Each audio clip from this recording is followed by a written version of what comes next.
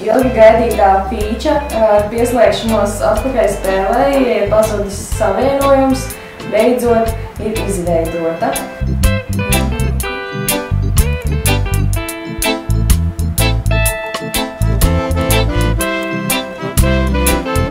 Pazudis savienojums. Tagad es it kā pievienojos atpakaļ.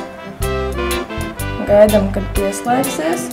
Par to laiku citi spēlētāji redz šo te, ka kāds no spēlētājiem ir pazudis.